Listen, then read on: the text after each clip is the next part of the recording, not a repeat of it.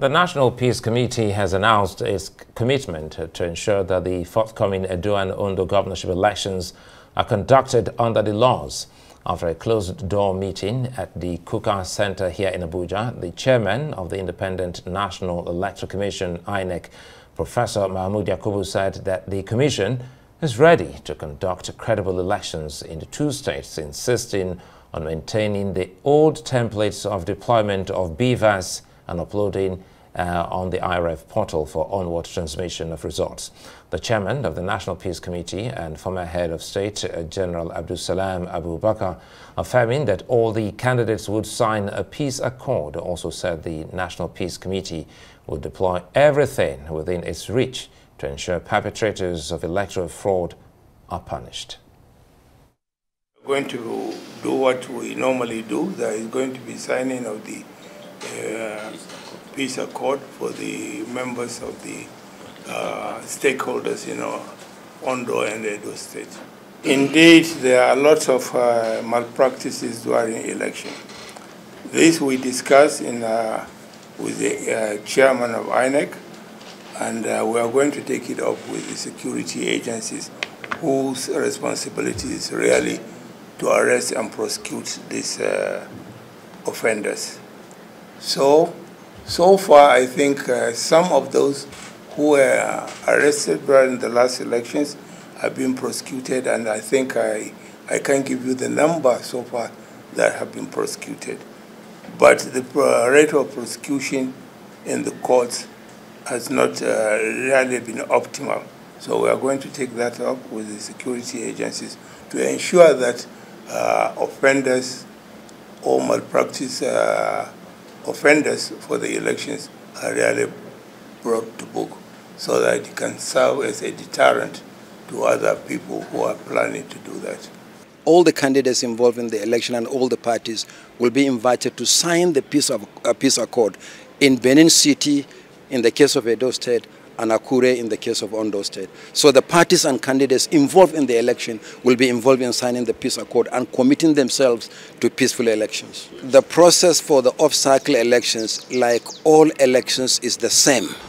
The BVAS will be deployed for accreditation of voters. It is now mandatory that all voters must be accredited electronically.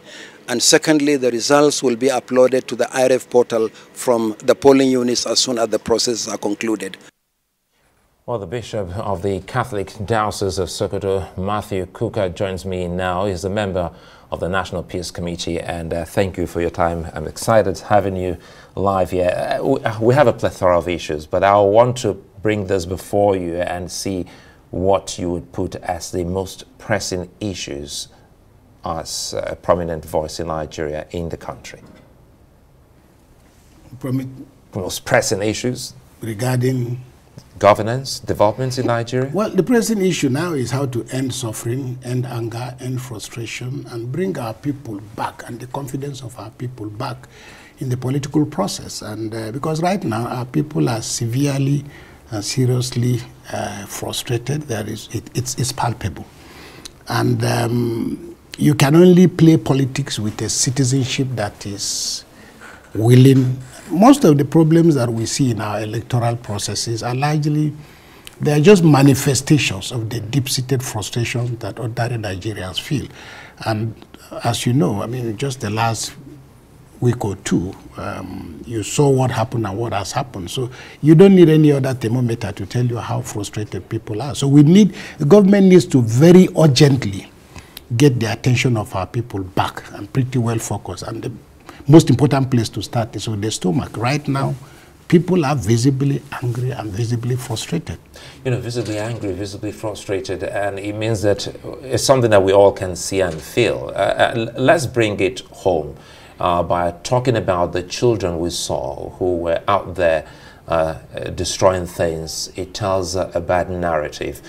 Specifically in northern Nigeria. You had spoken time and again about this ticking time bomb, but what we saw, is it also visible to the leadership, elected or appointed leaders? No, look, the people you saw on the streets, they've been on the streets for the better part of 30, 40 years or so. On a good day, these are the kind of people who were always going around burning churches, destroying the businesses of largely, let me use the word, Christians.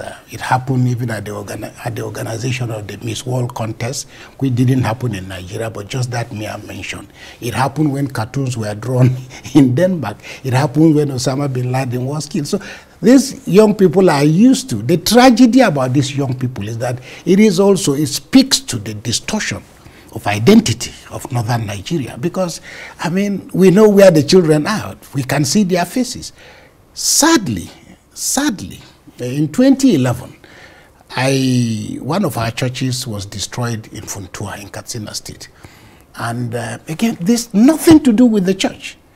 But barely 1 year later, these Almajiris, I posted a young priest there, and they walked to the parish house themselves. They came in. The priest said he was just sitting down. These children came in. They knelt down. They said, "Father, we would like to apologize to you.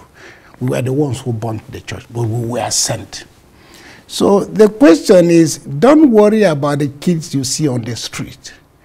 They are a measure of the responsibility or lack of it of the northern political elite that seems unwilling, totally reluctant to take full responsibility, you know, for how the future of the region and the country is going to be defined. Is it deliberate? Well, it's deliberate to the extent that these young people are just cannon for all it costs to get them on the streets, just, you know, a crate of soft drinks. They don't have a cause. The only cause they have is that they've been told, somebody has told them very clearly, I don't know who and when, but it must speak to something, that whenever these children are angry, in the case of Deborah in Sokoto, for example, you know, what did we have to do with the killing of Deborah? Deborah was she's a Christian, but that's not what is important to me. She's a human being. But when she was killed, you know what happened? My cathedral, our cathedral in Sokoto, we've nothing, absolutely nothing, but these children came to our cathedral. We were just lucky that there were people in the cathedral, because my priest called me and was shouting that they are coming to kill us. Who gave them the address? How did they know? When they were repelled from the cathedral, they still went around to a pastoral center that we had built to try and destroy it. They burnt my driver's car. They still went from there to our church to go and destroy it. Why did that happen? It happened because people have presented Christianity and presented certain categories of people as. So this demonization feeds on a narrative that these young people are familiar with, that we are not. So fixing this country is about citizenship. So far, our common citizenship is in suspended animation. So when you see those children that were out on the streets in Kano or elsewhere, Kano was already and is already, and it is today, a fairly tense environment. It's one of the most radical parts of Nigeria, but as you know, for problems that have nothing to do with what the protests were all about, already predisposes people for those kind of things. You know, speaking of solution to this very one, before we move on to others, because we have a whole lot to discuss with you, is it safe to say that these, you know, monsters, now talking about the creation of, you know, people who are out to destroy, has come to eat up our communities? Because for the first time in a long time, we saw videos, not just even ravaging churches, but mosques that they went to destroy in Kano. Yeah. And it's a shock. So speaking of the kind of creation that the people have already, how can governments, I see the smile on your face, I just wish that we all can have this kind of smile and move on and say we have a peaceful Nigeria. What can we do to bring I'm laughing because, look, my PhD thesis was on power politics in northern Nigeria. So I'm not saying I know the issues, but I'm sufficiently interested in the issues. The perception is that northern people have wrongly created the impression, first of all, is there in our history. You know, that Western education, which is what was escalated, you can't talk about Boko Haram without going back to over 60 years of our collective history, in which people believe that the colonial state is a foreign imposition. It was to all the people that lived in this country. But we've since tried to sign on to the fact that we have a nation that we would like to build. And building this nation It's about identity. It's like the Americans, everywhere else in the world. The Americans in the 90s, for example, the conversation around sociologists and schools of sociology was that, look, our identity, we thought the idea was that we can all be united. But then later on, Americans realized that, look, the metaphor they used was the idea of a salad plate. You know, that everybody can come to the table with their identity, and salad is not about cooking, it's not about mixing, it's about every ingredient maintaining its identity. Now, as you heard and as you've seen from even before independence in 1958, right through to all the constitutional debates in 1976, in 1977, in 1988, in 1995, it was only when General Babangida decided that, okay, we are no longer going to talk about Sharia. Otherwise, every time we had go back and look at the records of all the debates about the future of Nigeria and the future of the constitution, the northern political elite, the greatest drama was in 1979, where Alhaji Shehu Shagari and all the Muslim delegates, all of them, walked out to the National Assembly. That told us a story. We didn't resolve that issue. So every time we've had to debate our constitution, the question has always been Sharia law, Sharia law. And the country has still not dealt with the boundaries and the definition of the boundaries of cultural or other forms of identity. So who needs to sacrifice what for us to create this salad plate? Who needs to sacrifice what? It's not as if anybody needs to be less religious or less ethnic. It is that you need a scaffolding, which is what the constitution ought to be, that compels everybody. If you want to be a citizen of this country, these are the ground rules. So far, this country has continued to function pretending that, but they've done it by co-opting traditional institutions and non-state actors and reinforcing the sense of our being different. Kukah, pretending. I want us to have that in mind, pretending. And is that why sometimes politicians, they reach out to religious leaders like yourself? Yeah, look. And at the end of the day, just when the people thought that we're home and dry, it doesn't seem to work. So it brings us to the assessment of this present government in its fight against corruption. Look, it's what you call basic in political science is the whole question of legitimacy. How does a state remain legitimate? And legitimacy is about the ability to command obedience even in your absence. Your children, you are not at home now, but if you are a legitimate father of the house, there are things your children can do without you being present. When mommy says go to bed, daddy doesn't have to be here. They will go to bed. That's because of their compliance. We have a country where, you know, we've not discussed the issue of what is the role of traditional rulers in a democracy. Europe, go look at the history of the world. Europe had to, across Europe, feudalism had to end. It was on the debris of feudalism that democracy, foundations of democracy were built. Not too different from Asia. Now, Nigeria, because of the mental laziness of the political elite of Nigeria, politics, I often say, is a contact sport. The Nigerian politician does not want to face the ordinary Nigerian. He doesn't want to face the wrath or the frustrations of the ordinary Nigerian. So what does he do? He simply the things that if he can co-opt your traditional ruler, if he can co-opt your bishop, if he can co-opt the leader of your religious, that's why you see these pastors are running around. Pastors are hawking. People are hawking their churches. You know, I was here in this very hotel some years back. I don't remember the year, but we came for a meeting, and at about almost midnight, the phone rang in my room. I picked up the phone, and it was a pastor whom I had met here on the floor, who said, "Oh, Bishop, I would like to come and pray with you." I said, "Pray about what?" He said, "No, there's a message God has given me to come and give you." And I said, "Listen, I'm a Catholic priest. I've already finished my prayers." And I said to him, jokingly, "I've finished with God. If God wants to tell me something, he will tell me in my dream. But if he doesn't tell me in my dream, he will tell me, but it's not through a pastor like you." He said, "Okay." I put down the phone. 8 o'clock in the morning, after breakfast, as I was walking out of the hotel, I'm in this very hotel. He says to me, "Oh, you didn't want to talk to me." I said, "What's the problem?" He said, "You have to talk to me.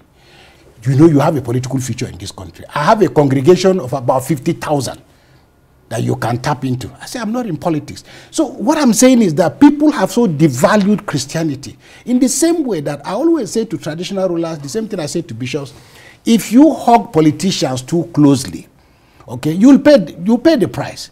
So for me, these are non-state actors. A government that has a problem cannot resolve this problem by simply inviting the religious leader to say, come on. No, it is you that we voted. You should talk to us.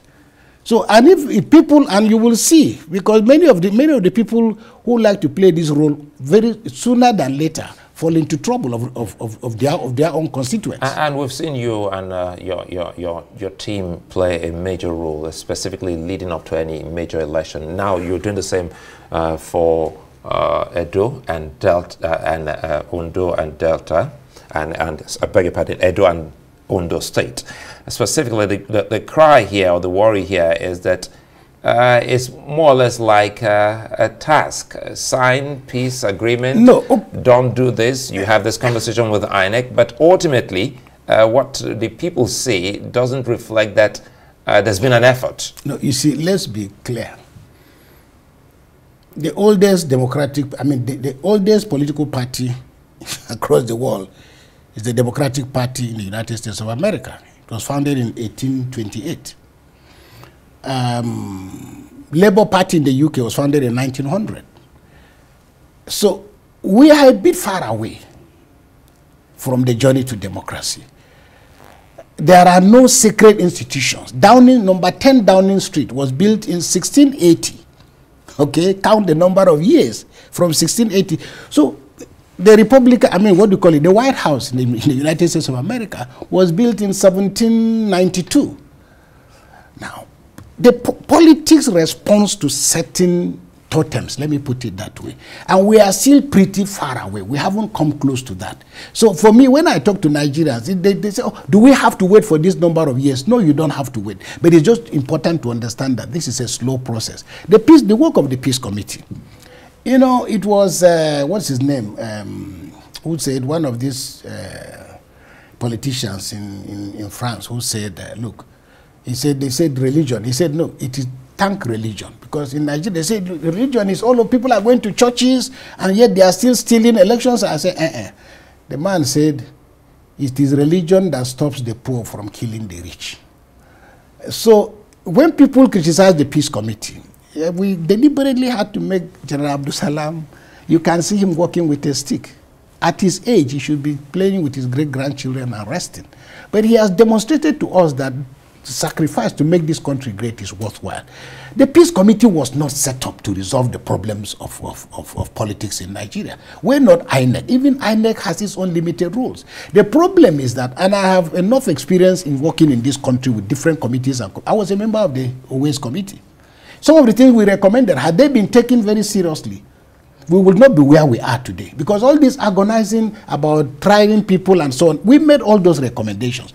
But the politicians of the day decided that implementing some of those things, for example, will cost them. And this is why we are still going round and round and round in circles. But let's also be clear, we are making substantial progress. I accept the frustration, but we are making substantial progress. The work of the Peace Committee is not to solve the problems of Nigeria. It's like a man with a troubled family or a troubled marriage.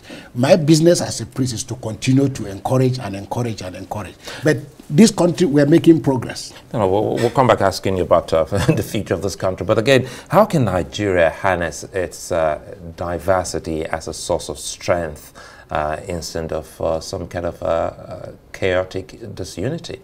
Look, I've been literally, I wanted to publish a series. I've actually published it. I published a collection of my convocation essays, and I discovered in the last 5 or 6 years, I've spoken in almost 20 universities across Nigeria. My table is still full. But when I decided to bring some of the papers together, I discovered unconsciously that I had been literally obsessed with national cohesion and the management of diversity. I always tell people, ordinarily, I had other problems, but my biggest problem with Buhari, people thought that I was against Buhari. No, for me, it was the failure to take advantage of how to manage diversity. The greatest challenge for us in Nigeria today, for a multicultural and a multi-ethnic and multi-religious society like Nigeria, you have to create the myth of identity. You have to create the myth, because identity is a myth, and it's a constructed identity. Now, identity is a tool for negotiation. If you are, let's say, an Ogoni person in Rivers State, It's wonderful to speak Ogoni. But you realize if you leave Port Harcourt and you come all the way to Kogi State, speaking Ogoni isn't of much value to you. By the time you get to Lagos, you discover you need an additional language to be able to survive in Lagos. By the time they've abused you on the streets of Lagos, you realize it's important to learn Yoruba. If you leave Nigeria and go abroad, you discover that when you speak, you try to buy something and you're speaking with a Nigerian accent, you discover you have to tone your accent. So identities are constructed, but also for negotiation. The problem with our Nigerian situation is that we've seen identity as a problem.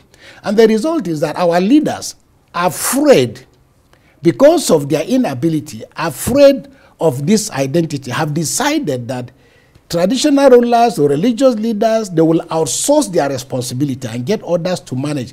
The more you create traditional institutions, the more you are telling us that we are not. Because one of the biggest problems that has faced Nigeria is, in my view, the creation of states and the demand for more states. The creation of whether traditional institutions or more chiefdoms, because every time you create a new chiefdom, you are saying that, Suleiman, you and I are not. I'm not. So, because managing identity is about creating a bigger vision into which everybody will buy. So when the Americans say to you, we are in a country where you can be anything you want to be, that's what the Americans tell you. You can be anything you want to be. So after over 200 years, the door opens a little bit and an Obama passes. Before then, by 1998, if you read, 1988, if you read Jesse Jackson's speech, concession speech to Michael Dukakis in 1988, Jesse Jackson said, they said to him, where are you going? You black man, you don't even know your mother. Where are you going? And he said, don't ask me where I'm going. Ask me where I'm coming from. Between 1988 all the way through, that prepares the ground for an Obama. But before then, President George Bush Sr. had appointed Colin Powell, a black man, chief of, so when you want to change a society, there are certain things you must do. And this is why, so when Buhari says, oh, the South is the Igbos, it's just a dot on the map. It's a fatal mistake. So if you don't create a system in which these differences can become an orchestra, so it's like an orchestra. Absolutely. Depends on the ability of of the conductor. So looking ahead, let's see if we can close on this, because I see that you all have been working so hard. What gives you hope for Nigeria's future? Look, I've said this several times. It is a heck of a country. And perhaps I have an advantage that a lot of people don't have. I was born in a very small community, and my listener will be tired of hearing this. But because of where I've come from, my expectations from the Nigerian state are quite minimal. If you go to my community today, the whole of where I come from, called Southern Kaduna, there's no single one sign of the presence of the federal government of Nigeria. So when El Rufai decided that, okay, we're going to, even the second-class position you got as a deputy governor, which was purely symbolic, when El Rufai decided to close the door and say, look, we're not even giving you that concession, it's an expression of where we are. But still, notwithstanding, I'm not a bitter Nigerian, because I have traveled the length and breadth of this country. I see the kind of how wonderful this country is. I've traveled across northern Nigeria. So I think that the tragedy for us is that those who are governing us need to do a little bit more. Namely, we have not had many presidents. I don't think I can name one Nigerian president whom I can say sufficiently understood the cultural texture of what this country is. So people, and as you know very well, people have come to power by all kinds of accidents. And they have, more or less dealt with the realities by simply finding individuals across board who are their representatives. But if you don't understand the history, the culture, the aspiration, the dreams, the vision, and the frustrations of your people, you can't build a country. For example, I've said it severally. If you go to the southwest of Nigeria, where there are Muslims, if you burn a mosque somewhere in the southwest, people they'll feel sad, but they're not likely to kill you. But if you steal a vote in the southwest, they're likely to kill you. If you steal a vote in northern Nigeria, some Muslims might just say, okay, that's how God wants it. But if you burn a mosque, They will kill you. So a leader must understand what are the things that people hold dear. And some of the things people hold dear, you hold dear, I hold dear, we may hold them differently. The business of government is to create an opportunity and a platform around which all this debate can go on, but the table will still be firm. Bishop Matthew Kukah, a delight speaking with you, and I'm no longer a runaway son, am I? Where did Ngozi go to? She heard I was coming and she took a run. Okay. Anyway, it's a pleasure always having with you, Bishop Matthew Kukah. Well, you can actually get to watch that on our website just after now, arise.tv.